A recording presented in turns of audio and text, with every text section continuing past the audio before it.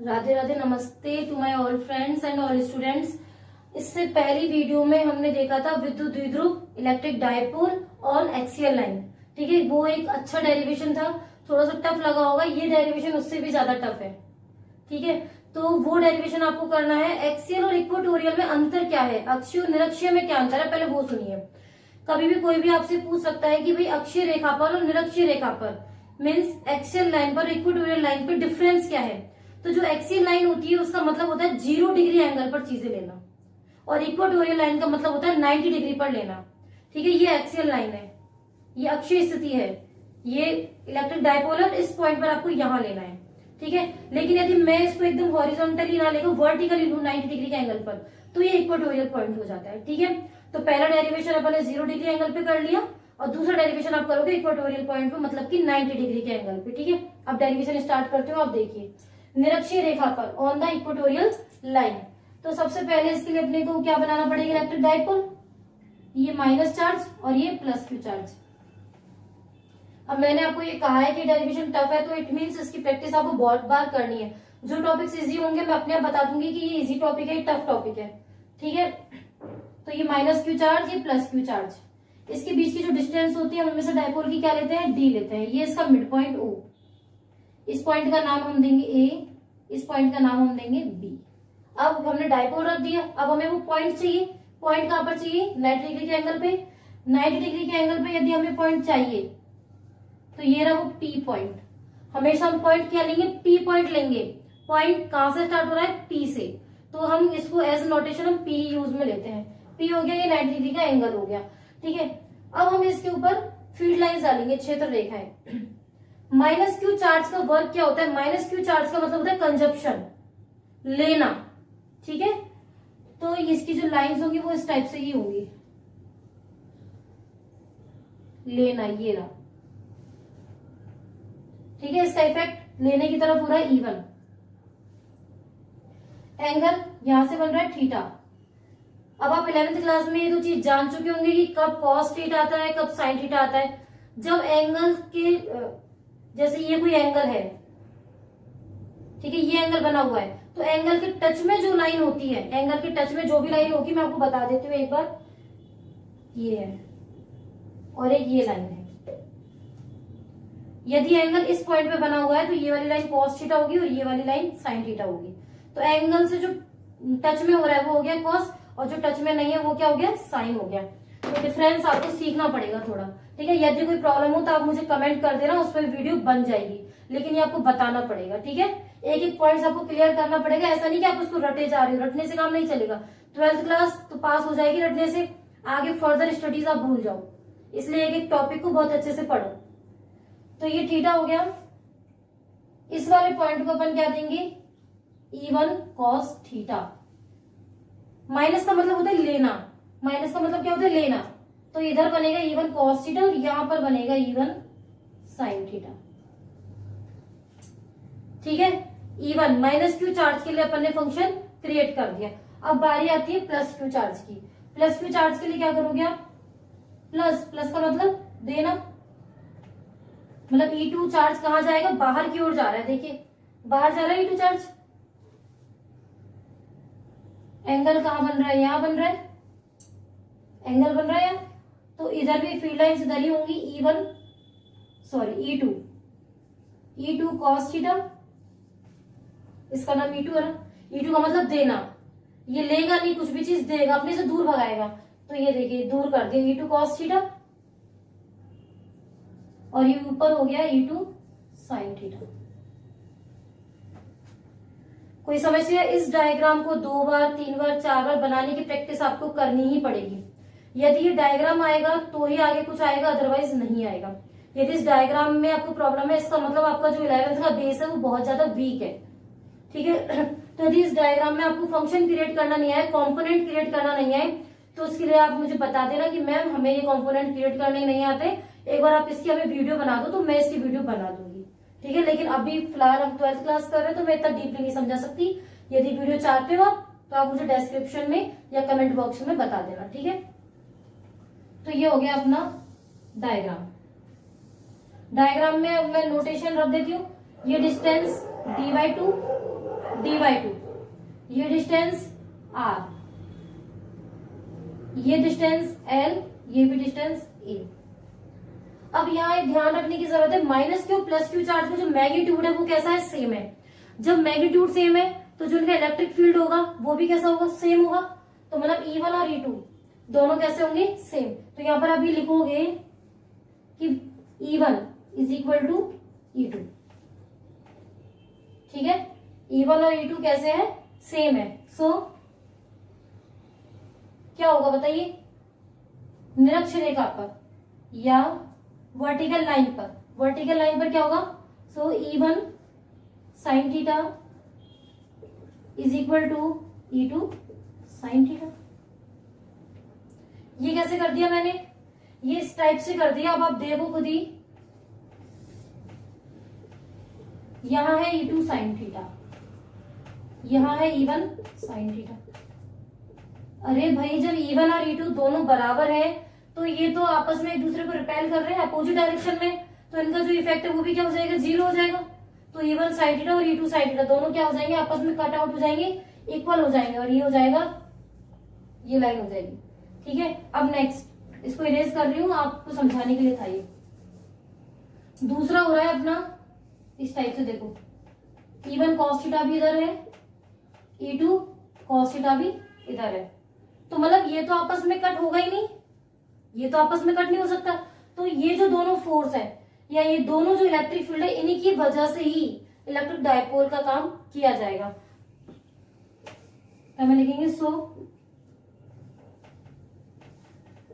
Total electric field intensity, अतः कुल विद्युत क्षेत्र की तीव्रता क्या होगी, E बराबर E1 plus E1 cos theta plus E2 cos theta. बताइए कोई प्रॉब्लम, क्योंकि ये तो आपस में कैंसिल हो गए, बचा सिर्फ ये, इन दोनों की डायरेक्शन सेम है तो इनको ऐड करना पड़ेगा। अब हम जानते हैं कि E1 बराबर E2, सो टोटल E कितना हो जाएगा, 2E1 cos theta. Equation number, इसको आप फर्स्ट दे रहे हो तो इसको आप सेकंड दे दो। बताइए आता कोई समस्या, कोई समस्या नहीं है, ठीक है। अब हम एक ट्राइंगल ले लेते हैं। फ्रॉम ट्राइंगल कोई भी ले लो, या तो ये लेफ्ट पार्ट ले लो या ये राइट पार्ट ले लो, बात एक है, कोई फर्क नहीं पड़ेगा। माइनस प्लस का कोई यहाँ पर अंतर है ही नहीं, माइनस प्लस सिर्फ डायरेक्शन को शो करता है, वो मैं लास्ट में शो कर दूंगी। तो आप तो कोई भी ट्राइंगल ले लो, बात एक ही पड़ेगी। तो मैं लेफ्ट साइड वाला ले रही हूँ, ट्राइंगल AOP, साइन ये है कॉस थीटा, तो कॉस निकालेंगे। कॉस थीटा क्या होता है, अब ये रूल तो आप जानते हो, लाल बटे कत्ता base upon hypotenuse, base upon hypotenuse. तो बेस क्या है, D/2, हाइपोटेनियस क्या है, हाइपोटेनियस है ये L। Equation number third, and we know that, हम जानते हैं कि हिंदी मीडियम वाले बच्चे तकलीफ नहीं करें, मैंने हिंदी बोल भी रही हूं तो उसको समझ में आ जाएगा, ठीक है। तो वी नो दैट, यहां से देखिए कि जो इलेक्ट्रिक फील्ड होती है E1, वो क्या होता है, KQ/R², KQ। अब यहां पर डिस्टेंस कहां से है, A पॉइंट से ले रहे हैं तो AP स्क्वायर, ठीक है, AP स्क्वायर। AP की वैल्यू क्या है, AP है L। तो मैं इसको इरेज कर रही हूं अभी, ठीक है, थोड़ा सा इरेज कर लेते हैं। क्या हुआ यहाँ पर,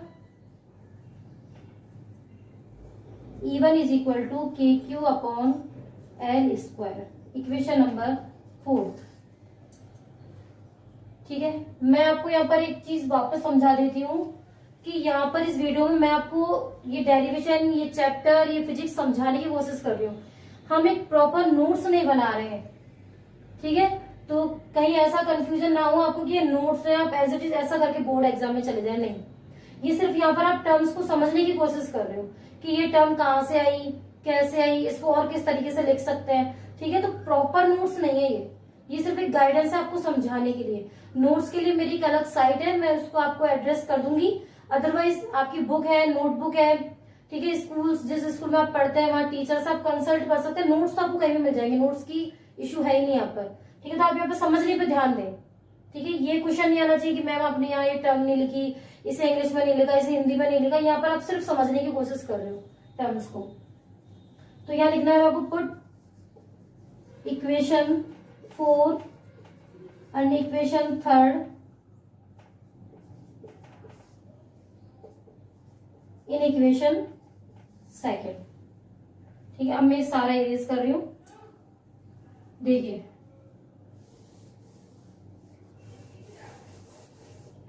इक्वेशन थी अपनी E इज इक्वल टू क्या था 2, E1 की जगह क्या रखना है अपने को के Q upon L square, cos theta की जगह आएगा dy2 अपॉन एल, ठीक है। तो यहां पर आ जाएगा ये बराबर 2k3 dy2 अपॉन एल की पावर 3। ये 2 से ये 2 कट गया,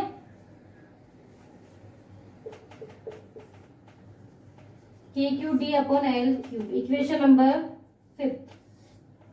बताइए यहाँ तक कोई समस्या आपको? के Q D upon L cube. अब मैंने एक्सियल लाइन की डेरिवेशन में क्या किया था, P is equal to q into d, same to same यहाँ पर करना है अपने को, कुछ टर्म्स बिल्कुल सेम है। We know that P is equal to q into d, so E is equal to क्या हो गया, क्यू इंटू डी की जगह रखोगे तो के P upon L cube, equation number 6। अब लिखना है from diagram in triangle AOP Pythagoras theorem लगानी आती है। पाइथागोरस थ्योरम तो हम लगा सकते हैं। क्या होता है, हाइपोटेनियस का square is equal to base square plus perpendicular square. तो ये है हाइपोटेनियस, मतलब कि कर्ण का स्क्वायर बराबर आधार का स्क्वायर प्लस लंब का स्क्वायर। तो यह हो जाएगा L square is equal to dy2 square plus r square. तो एल की वैल्यू कितनी आ गई, d square upon 4 plus r square की पावर 1/2, इक्वेशन नंबर 7। यहां तक कोई समस्या? कोई समस्या नहीं यहां तक। अब मैं सारा इरेज कर रही हूं। इस टर्म को याद रखना थोड़ा सा, केपी अपॉन एल क्यूब। देखिए इधर वापस L cube is equal to क्या हो जाएगा, d square upon 4 plus r square की पावर 3/2, ठीक है। अब जो ये इक्वेशन आई है इसको इक्वेशन नंबर 8 दे दो। आप यदि इसको इक्वेशन नहीं भी देते तो इसको दे सकते हो। इक्वेशन आप जितनी मन चाहे आप दे सकते हो, कोई रोक टोक नहीं है, कोई भी एग्जाम आपका नंबर नहीं काट सकती, ठीक है। आप देखिए put these values in equation 6। E is equal to क्या हो जाएगा, के पी अपॉन एल क्यूब था, ठीक है, याद करने के लिए। तो E इज इक्वल टू हो गया के पी एल क्यूब क्या हो जाएगा, d square upon 4 plus r square की पावर 3/2। यहां से हमें वापस से आर को बाहर निकालना है, जैसे उसमें निकाला था हमने बाहर। यहाँ पर आप आर का स्क्वायर बाहर निकालोगे, आर स्क्वायर बाहर निकालने का मतलब है उसका इसमें डिवाइड करना। तो आर स्क्वायर को बाहर निकाला तो आर स्क्वायर का डिवाइड, इसमें से भी आर स्क्वायर बाहर निकाला तो आर स्क्वायर का डिवाइड, टोटल मिला के पावर कितनी थी 3/2। तो यदि मैं और काम करूंगी तो ये पावर से ये पावर कट जाएगी, यहां बचेगा सिर्फ आर की power 3, 1 plus D square. Sorry ये अलग अलग कंडीशन के लिए है ना, तो जब आप इसको बाहर निकालोगे तभी देखना पड़ेगा आपको इसको, कि इससे इसको कट करोगे, आर क्यूब बच गया, इस टर्म में से सिर्फ बच गया 3/2, ठीक है। उसके बाद देखिए इसके बाद क्या करना है, लेट माना, क्या माना कि जो डी है वो तो बहुत ज्यादा क्या है, छोटा है, डी बहुत ज्यादा छोटा है, तो ये लगभग 0 हो जाएगा। सेम बिल्कुल सेम है ये, डी क्या है, बहुत ज्यादा छोटा है आर से। तो ये हो गया k P upon r cube. In vector form होगा k P upon r cube r cap. ये डेरिवेशन कंप्लीट। हाँ, तो अक्षीय स्थिति में, निरक्षीय स्थिति में अपन ने दोनों में कर लिया। अब अगर मैं इसका अंतर आपको समझा देती हूँ, एक बेसिक अंतर है, वो आपको समझने की बहुत जरूरत है। कि एक नंबर का क्वेश्चन आ जाता है, न्यूमेरिकल्स में भी आ जाता है कि आपने एक्सेल लाइन वाला डेरिवेशन कर लिया, इक्वेटोरियल वाला डेरिवेशन कर लिया, इन दोनों में कनेक्शन क्या है। अब जिन बच्चों ने अच्छे से कर रखा है ये डेरिवेशन, उनको तो समझ में आ गया होगा कि कनेक्शन क्या है, और जिसको नहीं आया वो इधर देखिए। तो देखिए ई एक्सियल, अक्षीय स्थिति, अक्षीय क्या आ रहा था, 2kp अपॉन आर क्यूब। और ये इक्वेटोरियल क्या आ रहा था, ये निरक्षीय क्या आ रहा था, kp अपॉन आर क्यूब। तो आपको समझ में आया, अब समझ में आ रहा होगा आपको कि जो डिफरेंस है वो क्या है, कि जो ई एक्सियल है वो is equal to 2 into E equatorial है, जस्ट डबल होता है। तो यदि किसी भी न्यूमेरिकल के अंदर आपको यदि एक्सियल वैल्यू दे दी जाए और इक्वेटोरियल वैल्यू पूछा जाए, तो आप उसको क्या कर दोगे, 2 का डिवाइड कर दोगे, और यदि ये एक्सियल पूछा जाए तो 2 का मल्टीप्लाई कर दोगे। सेकेंड बात ये है कि ये स्क्वायर रूल का फॉलो नहीं करते हैं। कूलाम नियम क्या कहता था कि जो इनवर्सली स्क्वायर को फॉलो करते हैं, लेकिन ये इनवर्सली स्क्वायर नहीं है, ये क्यूब को फॉलो करते हैं, इनवर्सली क्यूब को फॉलो करते हैं। ठीक है, अब थर्ड डेरिवेशन पे आ जाओ। एक्सियल लाइन ले ली, 0 डिग्री एंगल ले लिया, 90 डिग्री एंगल भी ले लिया। यदि बीच का कोई कोण आ जाए तो क्या करोगे, बीच का एंगल आ जाए तो क्या करोगे, तो उसके लिए ध्यान देना है कि ये तो यहां से हटेगा, कोण ये रेखा आ जाएगा।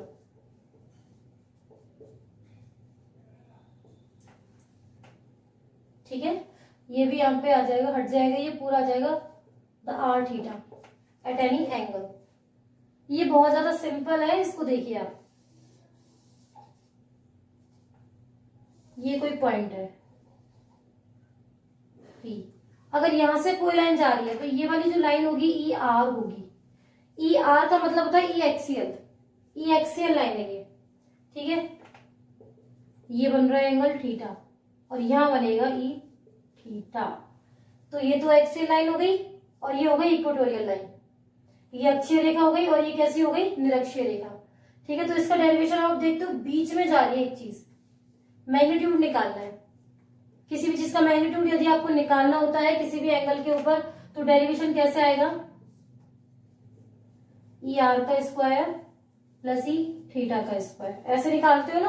तो अब यहां देखो थीटा लगा हुआ है इधर, यदि ये इधर थीटा लगा हुआ है तो ई आर तो क्या हो जाएगा, या ई वन क्या आ जाएगा, ई वन कॉस थीटा। क्या होगा इधर, 2kp cos theta upon are square. E theta क्या हो जाएगा, E2 साइन थीटा। निरक्षर इक्वेटोरियल लाइन है, kp sine theta upon are square. बताओ कोई समस्या, नहीं है कोई समस्या तो इधर देखिए, अंडर रूट ये formula 2kp cos theta upon are square का square plus kp sine theta upon are square का स्क्वायर।